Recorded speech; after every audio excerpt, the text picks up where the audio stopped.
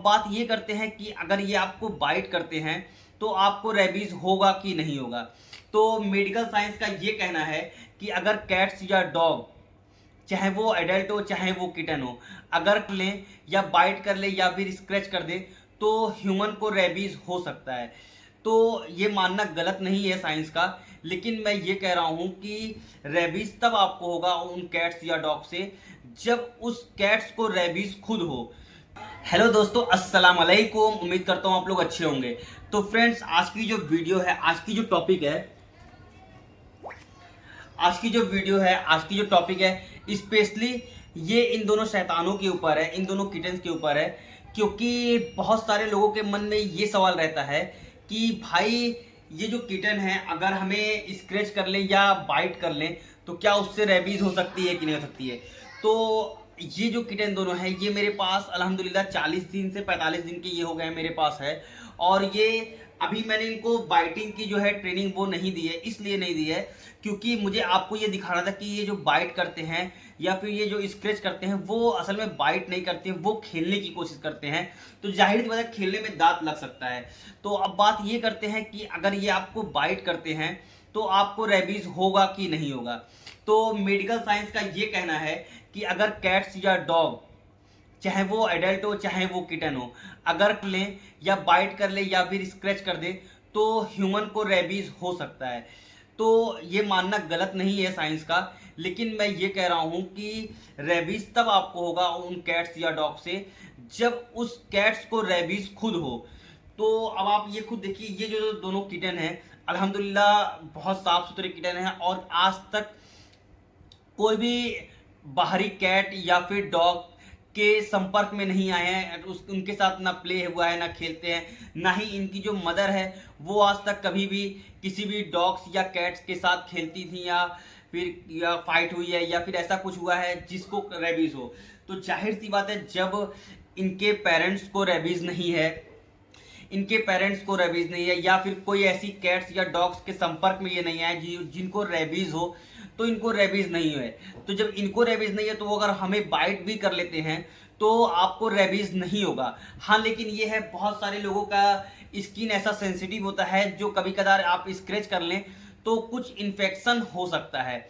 बहुत सबको नहीं होता है, लेकिन हाँ कुछ ऐसे ह्यूमन होते हैं, कुछ ऐसे लोग होते हैं जिनकी जो स्किन होती है वो सेंसिटिव होती है, जो अगर कैट्स या डॉग स्क्रैच कर लें तो हाँ उनको थोड़ा बड़ा स्किन की जो प्रॉब्लम है वो हो सकती है, बाकी रेबीज नहीं होगा। और अल्हम्दुलिल्लाह आज 17 साल हो गया मुझे कैट्स के साथ रहते, तो आज तक कभी भी कोई भी रेबीज का केस नहीं आया है। और दूसरी बात ये, अगर आप अपने कैट्स को रखते हैं तो ये बात जान लीजिए, अगर आप अपने घर में कैट या किटन रखते हैं तो उनको हमेशा वैक्सीनेशन कराना है। बहुत सारे लोग ये कहते हैं और बहुत सारे लोग करते भी हैं ऐसा कि भाई वैक्सीनेशन कराना कोई ज़रूरी नहीं है और वैक्सीनेशन कराने से कोई फ़ायदा नहीं होता है। तो भाई मेरा ये कहना है कि वैक्सीनेशन कराना ज़रूरी होता है। क्यों ज़रूरी होता है अब मैं आपको ये बताऊं। अगर आप वैक्सीन नहीं कराते हैं तो सपोज डेट, देखिए वैक्सीन भी दो तरीके की आती है। एक होता है रेबीज़ जो आपको प्रोटेक्ट करता है, अगर सपोज डेट इनको कुछ हुआ रहे, अगर आप इनको रेबीज़ लगाए हैं तो अगर ये आपको काटते हैं तो आपको रेबीज़ नहीं होगा। ये तो हो गया आपको प्रोटेक्ट करना। और एक वैक्सीनेशन आता है जो ड्राई कैट होता है, जो आपके कैट्स को प्रोटेक्ट करता है बहुत सारी बीमारियों से। तो मेरा ये कहना है कि अगर आपकी कैट धीरे धीरे बड़ी हो रही है तो सबसे पहले आप इनको ड्राई कैट लगवाइए। और इसका भी एक शेड्यूल होता है कि आपको कैट्स को वैक्सीनेशन कब कराना है। मैं इसका एक प्रॉपर वीडियो ज़रूर बनाऊंगा और अपलोड करूंगा आप लोगों के लिए, तो आप उसको ज़रूर देखिएगा। अगर आप कैट या किटन ले रहे हैं तो देखिए वैक्सीनेशन लगवाना बहुत ज़रूरी होता है। तो मैं इसका एक प्रॉपर वीडियो जरूर डालूंगा कि कैट्स को कब वैक्सीनेशन कराना चाहिए, कब डिवॉर्मिंग करना चाहिए, या रेबीज़ लगवा रहे हैं तो पहले रेबीज़ लगवाना है या फिर ड्राई कैट लगवाना है। तो इनको पूरा एक प्रॉपर वीडियो डालूंगा। तो अगर आप ये मेरा वीडियो अभी तक देख रहे हैं तो वीडियो को सब्सक्राइब करना मत भूलिएगा, क्योंकि अगर आप सब्सक्राइब करेंगे तो ही आपको ये मेरी इंफॉर्मेटिव वीडियो आप तक आ सकती है। तो अब बात करते हैं कि, तो दोस्तों तो देखिए बात ये है कि अगर ये खेल रहे हैं, ठीक है, तो अगर ये आपको बाइट करे तो मैंने ये तो आपकी प्रॉब्लम सॉल्व कर दी कि अगर आपको कैट्स या डॉग अगर बाइट कर लें तो रेबीज हो सकता है कि नहीं हो सकता है। तो अब बात ये करते हैं कि अगर आपको इनकी जो बाइटिंग है वो ख़त्म करनी है तो वो कैसे होगा। तो भाई देखिए, इसको ख़त्म करने का सिंपल सा ये तरीका है कि अगर आप अपने कैट्स या डॉग के साथ हाथों के साथ खेलेंगे, ठीक है, तो कभी भी जो है उनकी बाइटिंग है वो कभी ख़त्म नहीं होगी, क्योंकि वो ये सोचते हैं कि ये जो हाथ है और या जो ये पैर है, आप जब उनके साथ खेलते हैं या उनको इस तरीके से पकड़ते हैं तो वो ये सोचते हैं ये टॉय है और वो इन पे बाइट करते हैं, वो इनको खेलने की कोशिश करते हैं। तो आपको क्या करना है कि आपको अगर अपने कैट्स के साथ खेलना है या उसका आप बाइटिंग को जो है वो छुड़ाना चाहते हैं तो आपको इस तरीके से एक आध दो जो है वो प्लेइंग टॉय लेना है, जिससे आपकी कैट जो है, देखिए डिस्प्ले पे मैं दिखा रहा हूँ आपको, प्लेइंग टॉय लेना है और आपको इसके साथ कम से कम 10 से 15 मिनट खेलना है, ठीक है। अब बात करते हैं कि जो किटन होती है वो इतना एक्टिव क्यों होती है। तो भाई जो किटन होती है वो ऑलरेडी छोटी किटन होती है और इनके पास कोई और काम तो है नहीं, सिर्फ 3 ही काम है। एक हो गया खाना पीना, दूसरा सोना और तीसरा खेलना। ये 3 ही काम कैट्स के पास होता है। और सोचिए 24 घंटे का दिन है तो वो करेंगे क्या। तो सबसे पहले अगर वो उठती हैं तो अपना खाती हैं, खाने के बाद जब वो खा लेती हैं तो इतना उनके अंदर एनर्जी हो जाता है कि एनर्जी को तो अब ख़त्म भी करना है, एनर्जी को लॉस भी तो करना है। तो आपको क्या करना है कि अपने कैट के साथ कम से कम 10 से 15 मिनट खूब खेलिए इनके साथ, खूब इनको टॉय दीजिए, अच्छे से अच्छा दीजिए, और या तो फिर इनके साथ आप खुद खेलिए टॉय के साथ। तो जब वो खेल लेंगी तो जब वो थक जाएंगी तो कम से कम थोड़ा सा सोएंगी, थोड़ा सा अपनी जो थकान है उसको आप कम करेंगी। तो भाई मेरा ये कहना है कि अगर आपके घर पे कैट है और वो आपको बाइट करता है तो बाइटिंग जो है उसको छुड़ाने का सबसे आसान तरीका यही है। बाकी इसके अलावा कोई भी स्पेशल कोई भी ऐसा तरीका नहीं है जिससे बाइटिंग छूटेगी। आप ये कहिए कि उसको आप मारते हैं, उसके हाथ पे मारते हैं, उसके मुंह पे मारते हैं तो वो बाइटिंग करना छोड़ देगा, तो भाई ऐसा कुछ नहीं है। जब आप उसके मुंह की तरफ हाथ ले जाते हैं तो वो हाथ को भी वो सोचता है काटने के लिए, खेलने के लिए।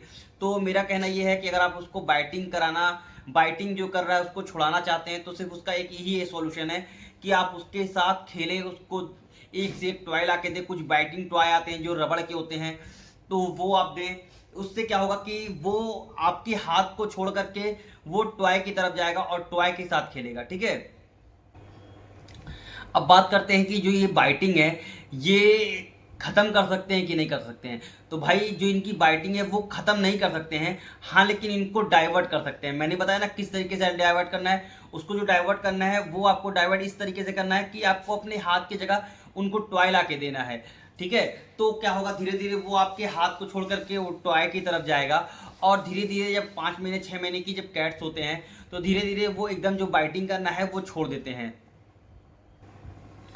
अब दोस्तों बात ये करते हैं कि बहुत सारे लोग ये कहते हैं कि भाई अपने कैट्स जो हमारी जो स्क्रैच कर रहा है तो क्या उसके जो नाखून है उसको काट दें। तो भाई आपको नाखून को जो है, मेरा कहना ये है कि अगर बच्चा छोटा है 2 से ढाई महीने का है या 3 महीने का है तो उसकी जो नाखून है वो आपको नहीं काटना है। क्यों नहीं काटना है, क्योंकि जब बच्चे छोटे होते हैं तो वो इधर से उधर जो प्ले करते हैं, खेलते हैं, कूदते हैं, तो आप अक्सर देखते हैं जब वो पलंग पे चढ़ते हैं या सोफे पे चढ़ने की कोशिश करते हैं तो जो इनके ये जो पाँव हैं वो जो नेल्स हैं उन्हीं को पकड़ के वो चढ़ते हैं, या कभी कभी जब गिरने वाले होते हैं तो वही नेल की वजह से ही वो अपने आप को उससे बचा लेते हैं और गिरने से अपने आप को बचाते हैं।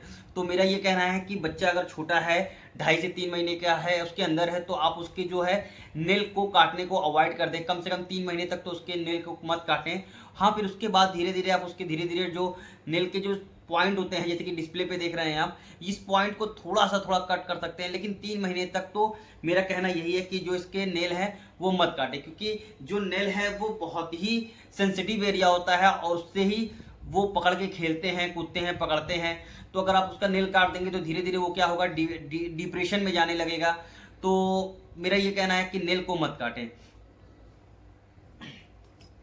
क्योंकि आप इतना प्यारा किटन अगर अपने घर पे लेकर आ रहे हैं तो आप क्यों चाहेंगे कि ये डिप्रेशन में जाए या ये उदास रहे।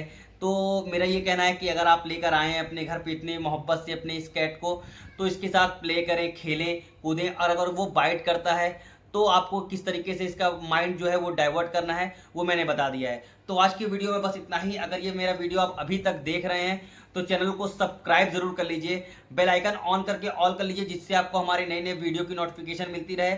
मिलते हैं नेक्स्ट वीडियो में एक अच्छी टॉपिक के साथ, तब तक के लिए आप अपना ख्याल रखिएगा। अल्लाह हाफिज़।